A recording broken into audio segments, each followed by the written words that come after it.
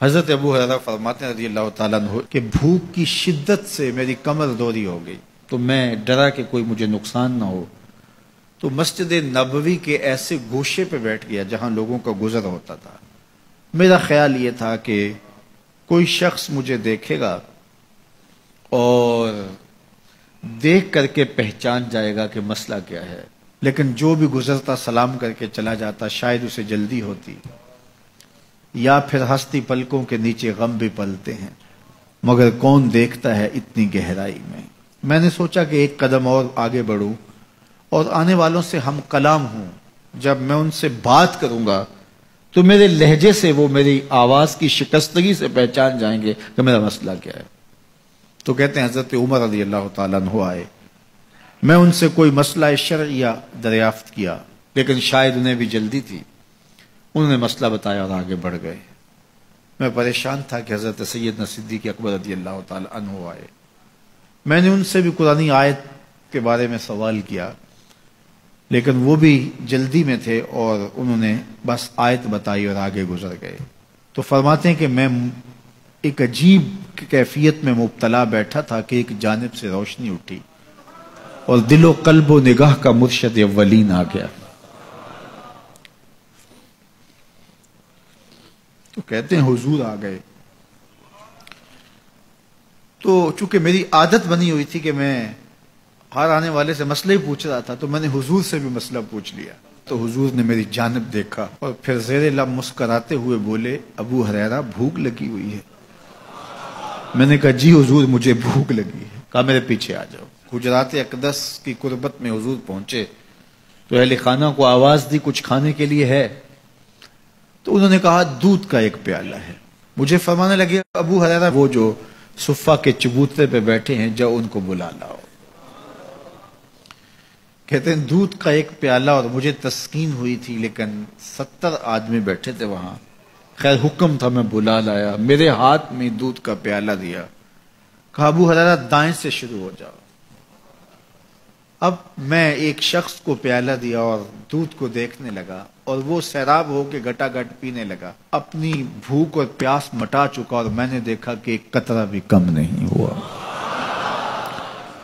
میرے اندر جو پہلے وسواس اٹھ رہے تھے اور مجھے جو احساس ہو رہا تھا وہ مٹ گیا۔ پھر میں نے دوسرے کو پیش کیا، اس نے بھی سیراب ہو کے پیا، لیکن دودھ ایک قطرہ بھی کم نہیں ہوا۔ پھر میں نے تیسرے کو دیا، چوتھے کو دیا، 70 آدمی دودھ پی گئے، لیکن دودھ میں سے ایک قطرہ بھی کم نہیں ہوا۔ لگتا تھا رب نے اس دودھ کا تعلق حوض کوثر سے جوڑ دیا۔ تو حضور نے فرمایا ابو ہریرہ، میں نے کہا جی حضور۔ فرمایا کون باقی؟ میں نے کہا حضور ایک آپ باقی اور ایک میں باقی۔ تو فرمایا اب تم پیو۔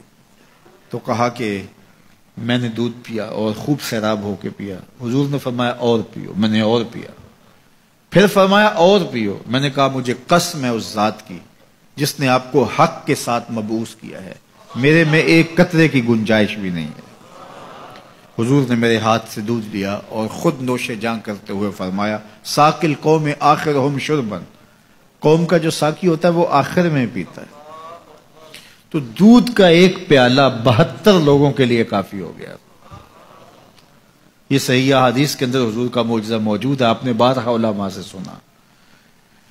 لیکن اس تربیتی عمل سے بھی کبھی غافل نہ ہونا کہ 2 جہاں کا سردار ہے اور 71 آدمیوں کا جوٹا نوش جاں کر رہا ہے۔ آج جب دولت پھیل رہی ہے، لوگوں کے پاس وسائل زیادہ ہوتے چلے جا رہے ہیں، تو ان کو ایک دوسرے سے گھن آنا شروع ہوتی ہے، برتن الگ ہوتے چلے جاتے ہیں۔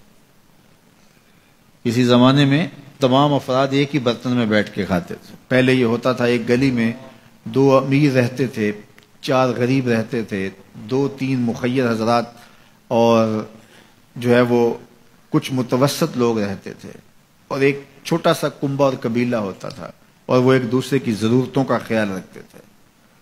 پیسے زیادہ آ گئے تو اب امیروں کو اس گلی سے گھن آنے لگی، تو وہ وہاں سے نقل مکانی کر گئے، انہیں وہاں رہنا اچھا نہیں لگتا۔ یہ بات ذہن میں رکھیے گا کہ ہمارے دین نے ہمیں ایک دوسرے کے دکھ بانٹنے کی تلقین کی ہے، ایک دوسرے کے قریب ہو کے رہیں اور ان کی ضرورتوں کا خیال رکھیں۔ اپنی استطاعت کے مطابق کسی کی عزت نفس کو نقصان پہنچائے بغیر، شہرت، ریا اور کسی اس طرح کی مرض کو اپنے قریب جو ہے وہ نہ آنے دیں، اور لوگوں کی اس مخفی انداز سے مدد کریں کہ ان کی ضروریات پوری ہوں۔ بلکہ میرے حضور نے ارشاد فرمایا، جس شخص نے صدقہ کیا اور اتنے مخفی انداز میں کیا کہ جو دائیں نے خرچ کیا بائیں کو خبر نہیں ہوئی، جب بائیں کو خبر نہیں ہوئی تو ہمسائے کو خبر کیسے ہوگی؟